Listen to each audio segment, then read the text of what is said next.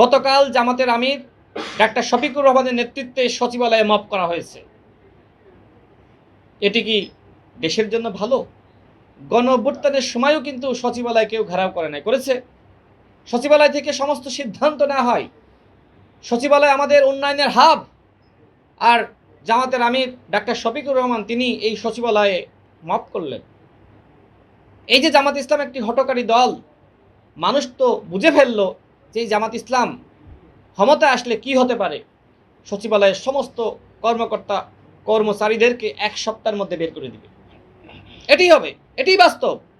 জামাত ইসলামের যে হঠকারী চিন্তা, চেতনা, সিদ্ধান্ত, গতকাল তার বহিঃপ্রকাশ আপনারা দেখেছেন। আগামীতে ক্ষমতায় যেতে চায়, এখন প্রধান বিরোধী দল, তারা গিয়েছে সচিবালয় ঘেরাও করতে, মব করতে। নগদ নিয়ে এলো হার না মানা হার অফার। সর্বনিম্ন 10,000 টাকা রেমিটেন্স নগদে পাঠালে থাকছে স্বর্ণের হার জেতার সুযোগ।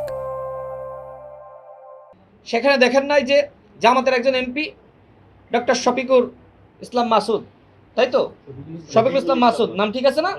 শফিকুল ইসলাম মাসুদ তিনি তার নেতাকর্মীদের নিয়ে সচিবালয়ের গেট ভেঙে মনে হচ্ছে যে কর্মচারীদেরকে টেনে হিঁচড়ে বের করবে, সচিবালয় জ্বালিয়ে দিবে, পুড়িয়ে দেবে, এমন একটা ভাব।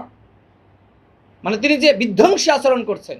এর আগে তিনি বলেছিলেন যে রাজশাহী বিশ্ববিদ্যালয়ের সব থেকে বড় সন্ত্রাসী, তাকে জিজ্ঞেস করো যে আমি মাসুদকে। তারপরে বলছিল যে শেখ হাসিনাকে জিজ্ঞেস করো যে আমি কে। অর্থাৎ শফিকুল ইসলাম মাসুদ যে একজন বড় সন্ত্রাসী নিজেকে দাবি করেছিলেন, তার প্রমাণ আমরা পেয়েছি যে তিনি সচিবালয়ে জ্বালাও পোড়াও করতে চেয়েছিলেন, সচিবালয় ধ্বংস করতে চেয়েছিলেন। এর মধ্য দিয়ে কি হতো বলেন?